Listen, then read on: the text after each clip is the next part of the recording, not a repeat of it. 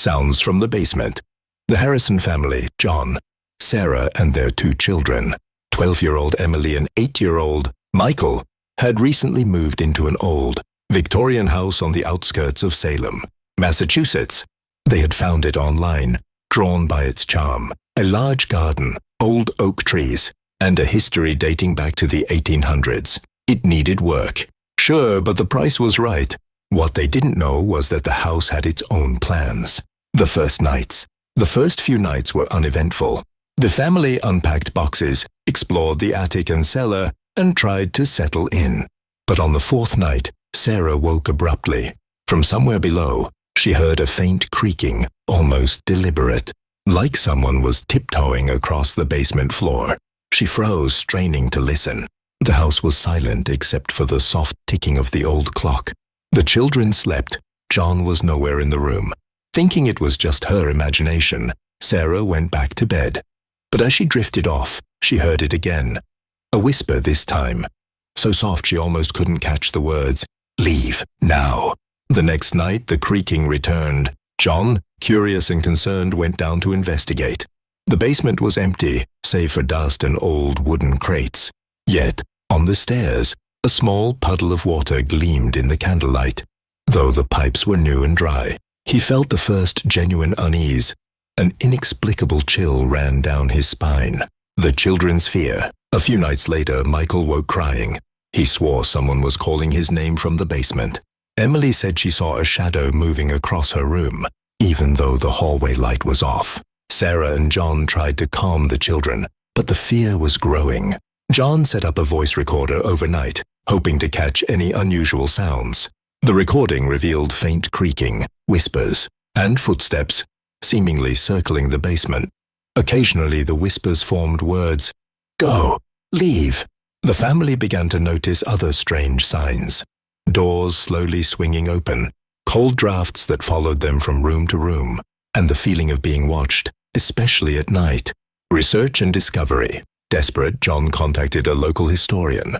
The man explained that the house had been built on the site of an old factory where a fire had killed several workers. In the 1800s, locals often reported strange noises, footsteps, whispers, shadows on the property, particularly in the basement area. One report mentioned that the spirits of those trapped in the fire refused to leave, lingering for decades waiting.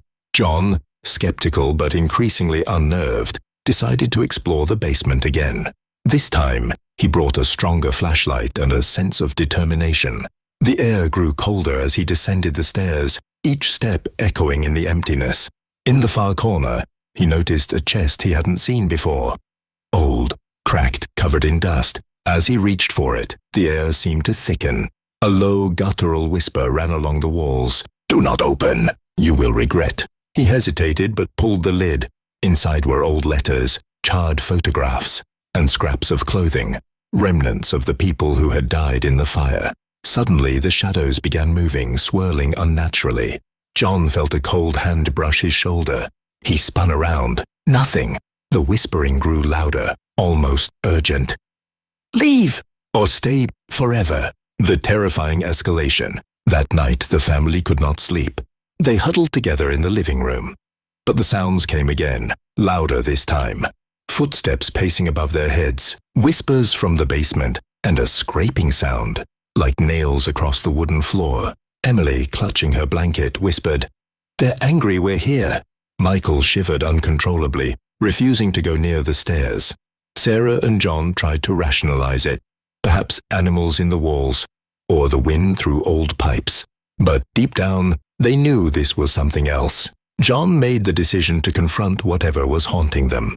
With the family behind him, he descended into the basement one last time. The temperature dropped sharply, their breaths visible in the dim light. The chest sat in the corner. As he approached, the shadows thickened, taking vague humanoid forms. A deafening collective whisper filled the room. "You shouldn't be here." John reached for the chest again. The lid sprang open on its own, and the air became almost unbearable, suffocating. Inside, the photographs shifted, their eyes seeming to move following the family. Letters flew from the chest as if pushed by invisible hands. The shadows closed in, circling around John, Sarah, Emily, and Michael. Emily screamed, "They won't let us leave!" The dark ending. The next morning, the neighbors noticed the Harrison house was strangely quiet. Doors were closed, windows shut. When the police were called after neighbors reported no activity for days, they found the house empty. No signs of the family. No evidence of struggle.